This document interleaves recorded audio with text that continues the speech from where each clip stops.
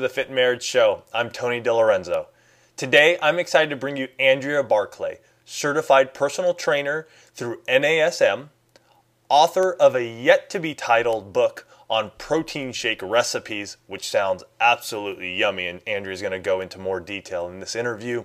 She's a national fitness and nutritional writer, and you can find Andrea at workoutwithandrea.com or athleticencounters.com. So, without further ado, join me and Andrea for this amazing and awesome interview. Welcome to the Fit Marriage Show, Andrea.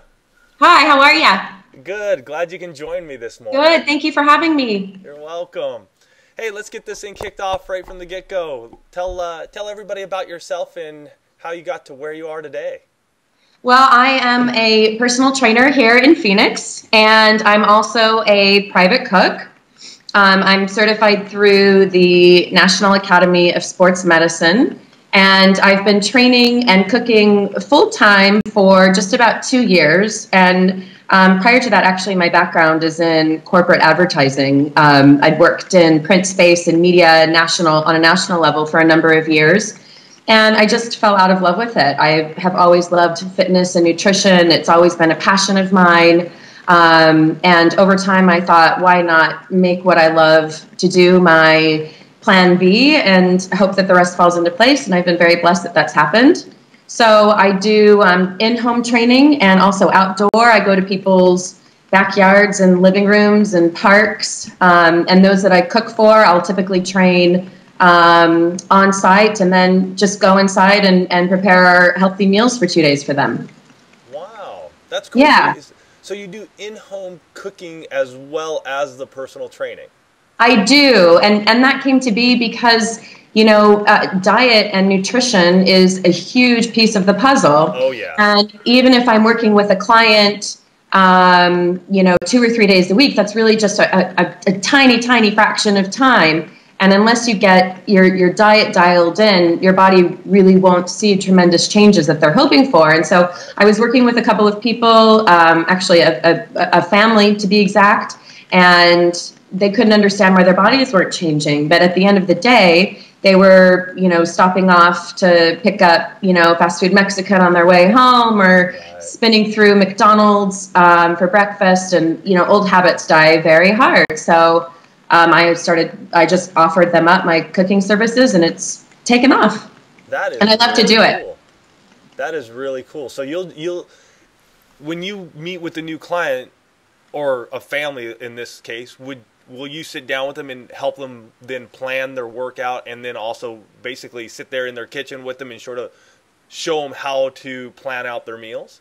You know, I think that everyone, when they first sign with me from a cooking perspective, thinks that we'll do a lesson and they ultimately want to learn, but I think at the end of the day they just like me coming in and cooking. It really is. It's really more of like a private chef kind of experience, except I'm in no way a trained chef. A lot of eating healthy is about going to your fridge and opening it up and seeing that, you know, instead of there being a whole cantaloupe that looks sort of daunting to chop, it's already chopped and fresh and ready for you to just grab. So it is a little bit of a luxury service, but if you consider, you know, the importance of fitness and nutrition, and if you really are trying to change your life and get kick-started, it seems it's gone very well. Cool. Yeah. So you've been personal training for 2 years now. Full-time. Full-time. So how have you been able to attract new clients? And once you do attract new clients, what's sort of the process you go through with them? Well, my clients have come from, of course, word of mouth. A lot of them find me on Facebook, or I do a couple of ads on Craigslist, which actually works out really great. Where can people find you on Facebook? I'm sorry? Where can people find you on Facebook? They can find me if they type in Andrea Barkley. My page will come up. It's Andrea Barkley, Certified Personal Trainer. Cool. Yeah. Right. And also if you visit workoutwithandrea.com, which is my website, there's a Facebook badge there as well, and you can click on it and like it, and then my tips and advice will hit their newsfeed straight away. Cool. Yeah. So when I first meet with a client, I sit down with them, I talk with them about their goals. Everyone is so different.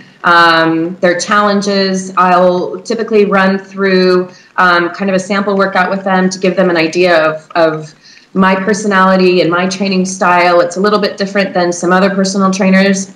And I think that choosing a trainer is a huge investment from a time perspective, a financial perspective, and an emotional perspective. And I think people have to like me and resonate with me and feel a certain rapport. Yeah. And I mean, I'm sure there are folks that interview you just as you're interviewing them. And they should. They should. It's again, it's a big investment financially and emotionally. We see each other a lot. I wind up becoming, in some small way, a part of these people's families and their lives, and we get to know a lot about one another. So I think choosing a trainer is actually a really big deal, especially if someone's coming into your home. Yeah. Can you talk to the audience about how they should go about doing that? Because choosing a trainer? Yeah, choosing a trainer, because I think a lot of people will just walk into a gym and they'll go, oh, you got 3 free sessions with the trainer, and this is Joe. That's your trainer. And there isn't a connection, and they sort of get frustrated why they're not seeing the gain. So can you talk to them about maybe some things that they should be looking for in a personal trainer and how it should click and mesh? Sure. Well, the trainer should always be willing to sit down with you for a decent amount of time and answer any questions that they have. Second, all trainers ought to be willing to offer a complimentary session to start so they can see, again, what your style is like. And if you do have a connection or chemistry, I think any trainer who sits down and says, I'm going to work you out and I'm going to change your life and write me a check and we'll start tomorrow, is a little bit presumptuous in terms of, the relationship going forward. I think they should have proper certifications. They should be insured. Somebody should always be asked about injuries. I'm always a little bit surprised when I hear that trainers don't ask about, old surgeries or muscle tightnesses or, anything that ails them or concerns them, knee pain, hip pain. That is a really common scenario. And I think one of the most common problems with new clients is and many trainers is that they tend to get them in and throw them to the wolves, but and just say, you know what, get in here. We're going to have this, really intense workout and kick your butt. But safety first, you have to be attuned to what's going on in somebody else's body, before you can actually issue them a really solid workout. Right. And you brought up a very good point, injuries. I mean, if you don't know about some injuries, you may start working out a plan that could really actually be detrimental and actually hurt them even more. It's a big deal. Yeah. And especially in today's day and age, most people are sitting behind a computer all day. Their shoulders are running forward. Their hips are tight. Their chests are tight. They have weak hamstrings and glutes. And I think I like to have somebody just stand in front of me. I like to watch them squat. I like to see if they're, it is actually standard training stuff, but a lot of trainers don't do it. I like to see if, they're if they lean forward or if their knees cave in is a big one. And you learn so much just by watching somebody squat. Right. Oh, that's awesome. Yeah. So we work with a lot of people here on Fit Marriage who are obviously viewing us online. They're always looking for maybe a couple exercise tips so that you could possibly suggest that they could use today. Sure. That they could start, maybe down that path to fitness. They may be sedentary, mom and dad, like you said, behind the computer. What are maybe a couple exercises that you could recommend that, wouldn't injure anybody, but would sort of get them on that path to fitness? There are a few things. One, my favorite exercise of all time is a push-up. And it can be done on your knees if someone is deconditioned and just starting out. It can be done, obviously, on your toes. But it is the perfect exercise to challenge every muscle in the body, from your glutes to your hamstrings and your calves to your chest and your back.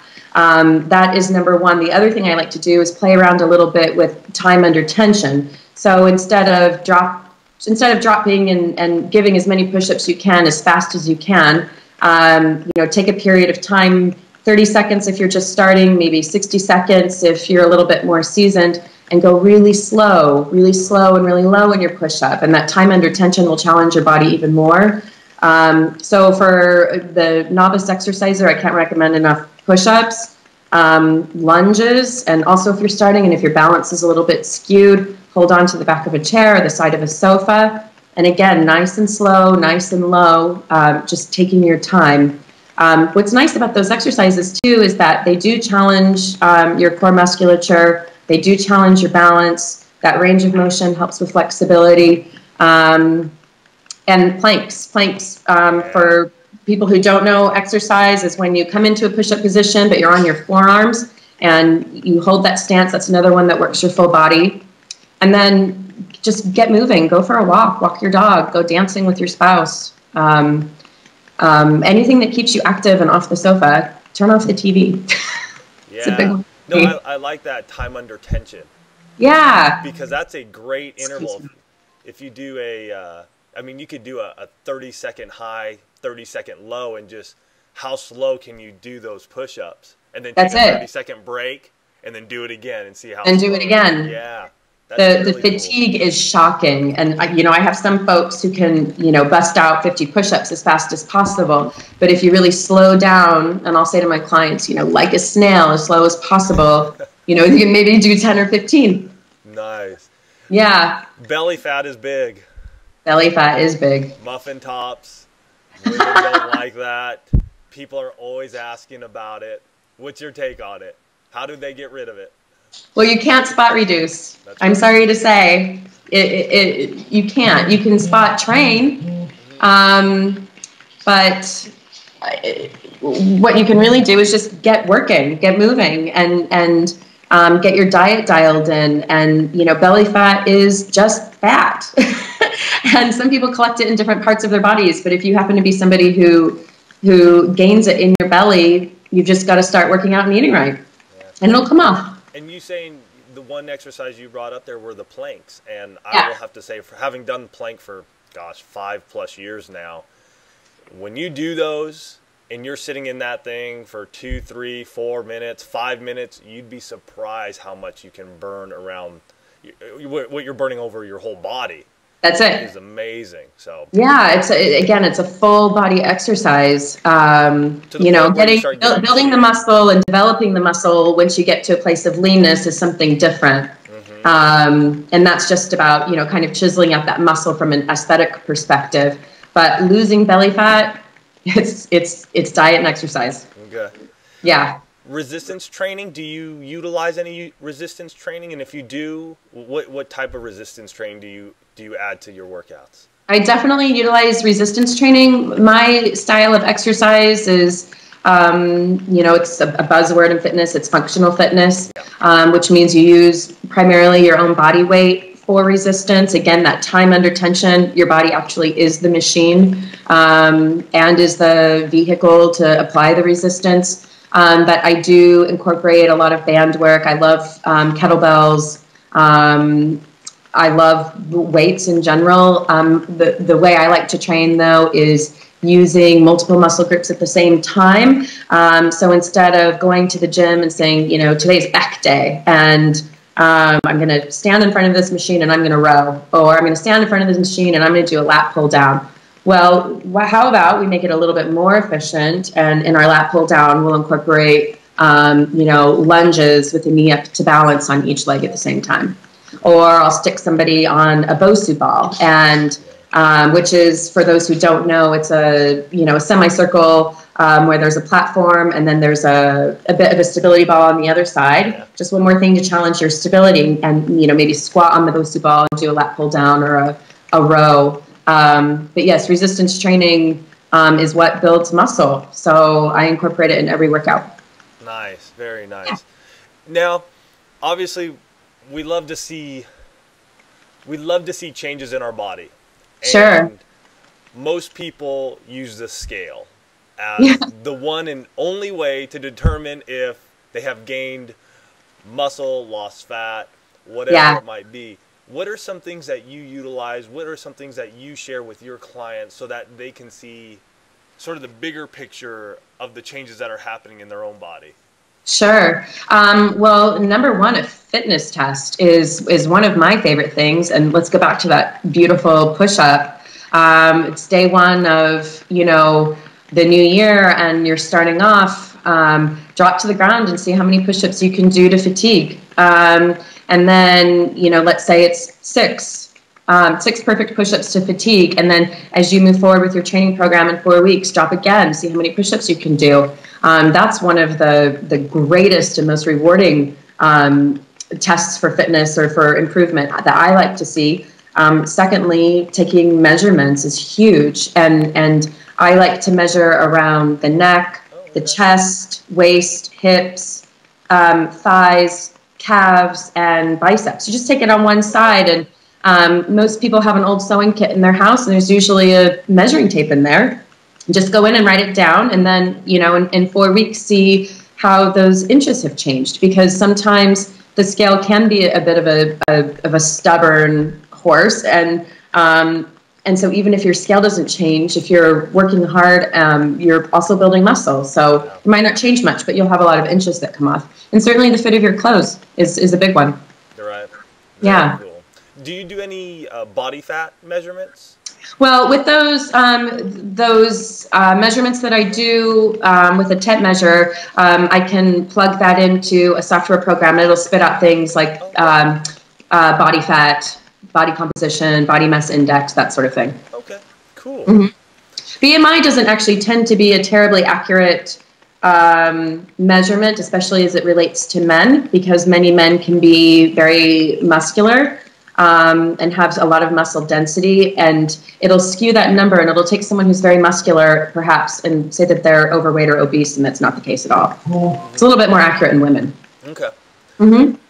Recently, and I want to say maybe a couple years back or a year or so ago, you are a co-founder in a new endeavor called Athletic Encounters. That's correct. It actually just started in October. Okay. Yeah, and we are a boot camp for first fit single people, and we are also opening it up to couples as well. Okay. And the concept came from the fact that there has to be a better way to meet like-minded individuals outside of a bar scenario or an online dating scenario. So, and there's certainly a huge community of people who are fit and active and, like to get out and go hiking and meet new people. So we came up with this boot camp for those who love to exercise, are already working out, 3 to 6 times a week. They're in good shape, and they just want to meet other people who like to work out and have fun too. And so how long does each encounter last? And each session runs for a month, and it is twice a week for 1 hour. So we meet Tuesdays and Thursdays from 6 to 7 p.m. for the singles and 7 to 8 p.m. for the couples. Okay. And we run through a lot of partner drills, lots of partner push-ups and squats and relays, and then there's always a social dynamic involved too. We like to call it social exercise, where we give icebreakers and tools and means to get to know one another, and it won't be it's not uncommon for people to get together afterwards and go grab a drink and that kind of thing. And folks, it's a lot of fun. And folks can check that out at athleticencounters.com. That's correct. And if you're in the Phoenix area, you can obviously jump on over there and join Andrea. And you said you're going to start a couple session coming up in this new year. That's correct. And that came to be because, I and my partner know a lot of couples who have asked about it and, who want to get in good shape and want to have time with their partner as well. And because what we do is, mostly partner-based, it's a great opportunity for couples to connect.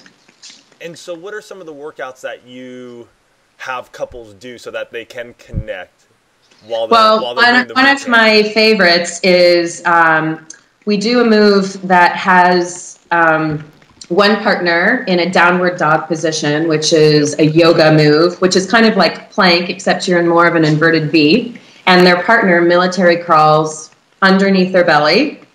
And then that partner drops into an actual plank position, and the other person does a squat jump over. And they run through that 5 times, and then they switch. Wow, that's a cool thing to incorporate.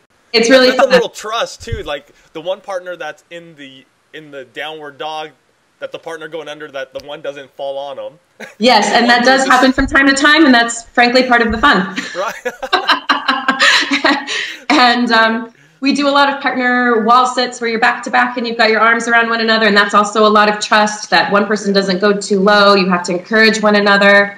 And lots of relays, and you've got to wait for your partner to come back. We do wheelbarrow races. One of my other favorites is we'll do a partner handstand where one person goes into a handstand, the other person is holding their legs, and that person is doing a body weight shoulder press. And then they switch and flip. Okay. Yeah, we have a lot of fun just frankly coming up with the exercises. That's really cool, because I think there are a lot of things that couples can do together, have fun at it, and be what I like to call recreational intimacy, is that they're encountering each other. I love that term. Yeah, it's because everybody talks about sexual intimacy and your emotional intimacy. Well, we also have recreational, and that's when we're just doing something together. That is not, that quality time. Right. Yeah, quality time and being active. That's it. And I've done it for many years with my spouse. So that's great. Now, with personal training, you do also work with couples. I do. And so how do you work with couples in the sense of helping them set up their separate goals and then allowing them to work out together, and then but allowing them to, what's the word I'm looking for? To progress together. Yeah, there it is. Thank you. Well, it's the beauty of functional training and really using largely your own body weight, is that as you progress, as you get stronger, then you either increase your reps, or you slow down that time under tension, or I hand you a heavier kettlebell. It's sort of the same in a boot camp scenario or in a group fitness scenario. You will always have some people who are stronger than others, and their goals can be dramatically different. But it's just a matter of tweaking the workout a little bit with heavier weight or lighter weight, or adjusting a form, or maybe regressing or progressing the stance. So maybe if someone is really killing it and they have a strength on doing a single leg deadlift, then I'll toss them on the Bosu ball, and that'll challenge their stability a little bit more. Whereas if someone else is struggling, I've got them perhaps on 2 feet on a flat surface. Okay.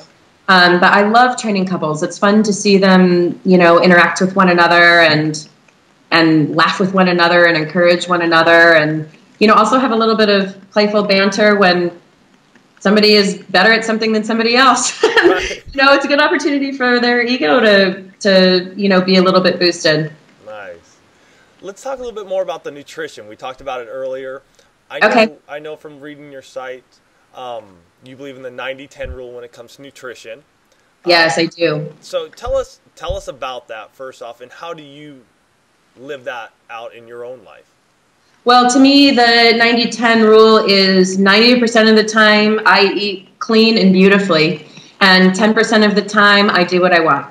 And that actually just happens very naturally because I cook at home a lot. I prepare almost all of my own food. And my food and nutrition philosophy is pretty simple. It's no processed food, no added sugar, eat organic when possible, and don't fear fat. And if you adhere to those simple guidelines, eating becomes a very simple thing. And it's just about eating pure, fresh, real ingredients that don't come in a box or a bag or a can. And then that's it. And then when you go to dinner with your friends, if you want to have a cookie for dessert, then enjoy your cookie. Right. Nice. Yeah. What do you say to people, though, who, when they come to that 10% part of it and they start to indulge, they have the one cookie, and then that one cookie ends up ending to 5 cookies? Guilty, yeah. That's what I've run into a lot when I talk to people. I do more 80-20 just because for me it's just easier in my own mind when I look at a plate.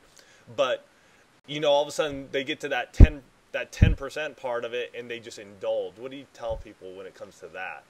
Well, I think that's okay. I think that if you're exercising and if you're eating right most of the time, and if you have 5 cookies, then just enjoy it. And tomorrow is a new day. I think one of the biggest mistakes that happens is people say, "Oh darn, I ate 5 cookies, so this day is ruined. I may as well just stop through McDonald's on my way home or order a pizza and get a Blizzard."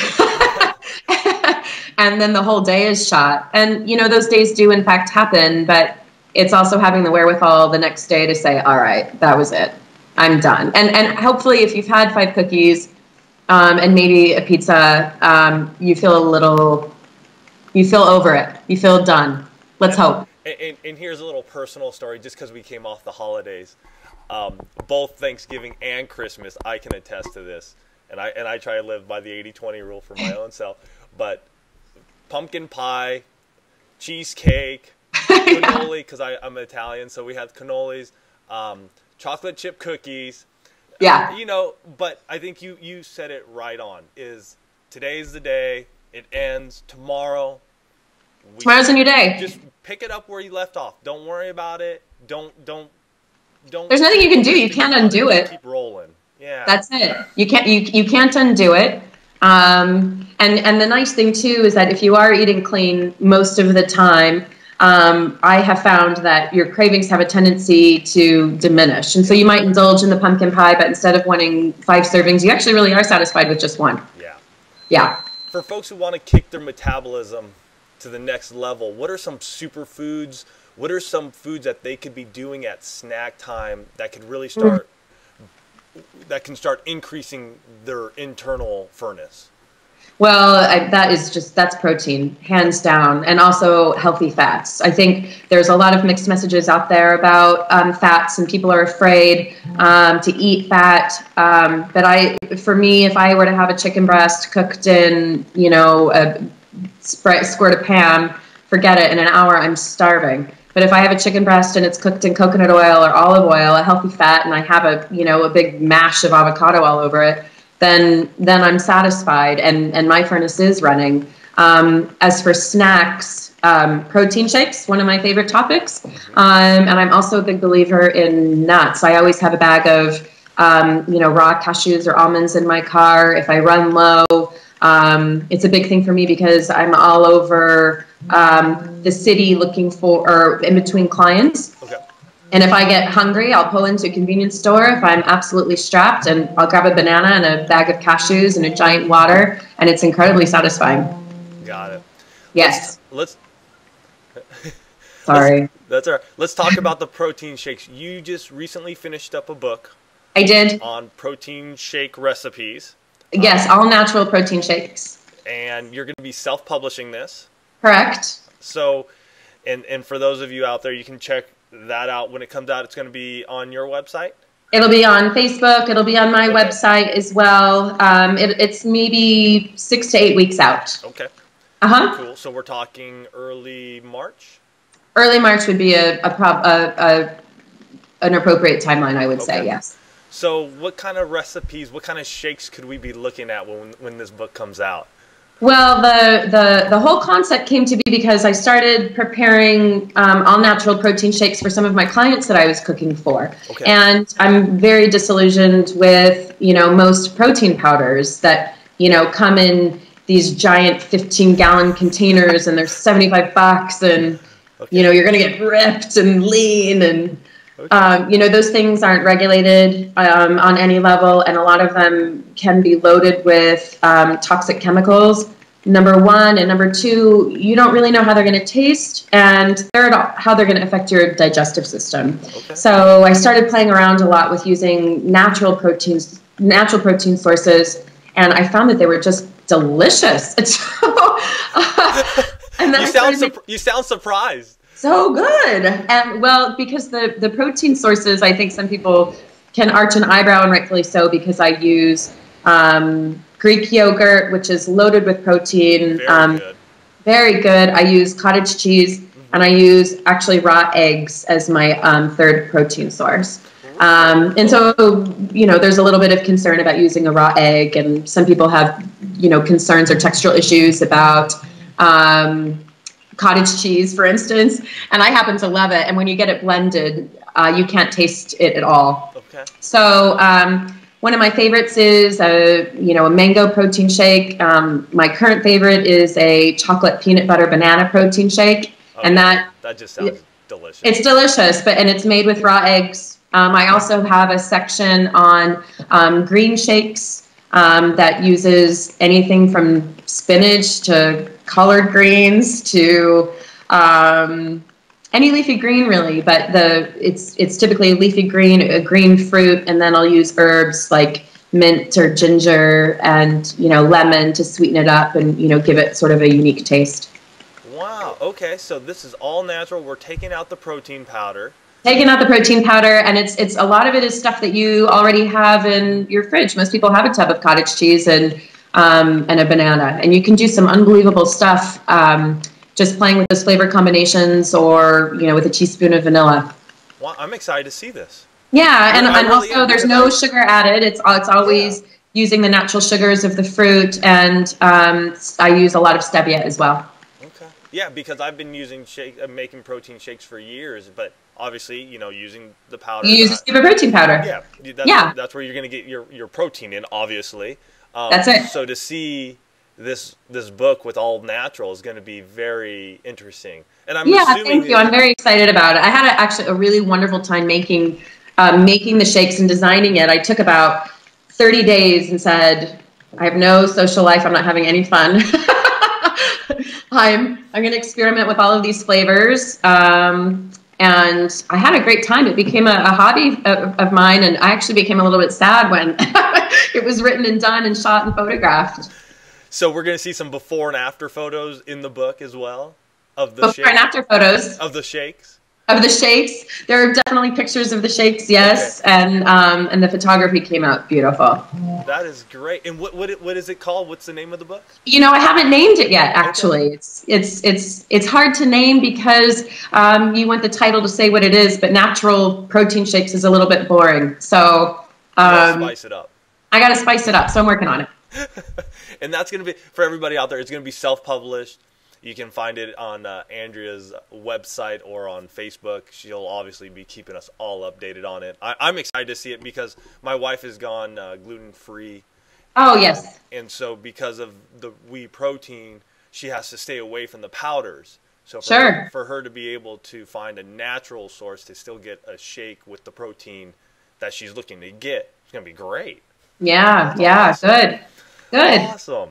All right, well, as we come to a close to this interview, which has been fantastic, what's one piece of advice that you would give couples out there, that they should start today to get on the road to fitness, or if they're already there, what's the one piece of advice you love to give your clients when you walk out of their house?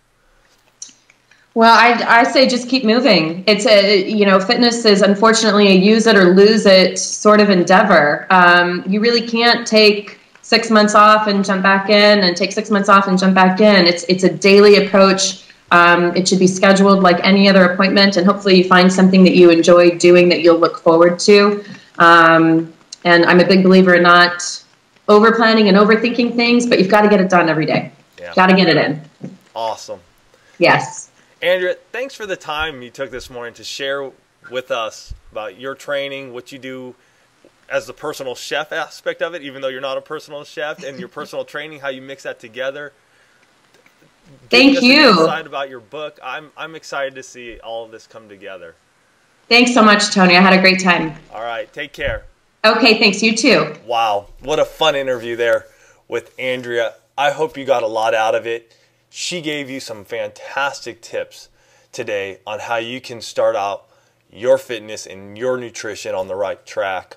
I wanted to highlight athletic encounters, which Andrea spoke about, for those of you who are single, who are looking to meet somebody in the fitness area and shares a passion as you do, and for couples who want to interact in their recreational intimacy. This would be a fantastic way for you to do so. So those of you in the Phoenix area, make sure to check it out. If you want more information on Andrea, go to www.workoutwithandrea.com. You can also go to Facebook and hit Andrea Barkley, and she will come up there. Like her page, learn more about her, and get on her list so when her untitled protein shake recipe book comes out, you're the first to know. Tony DiLorenzo here with the Fit Marriage Show, and I want to thank you for joining me today.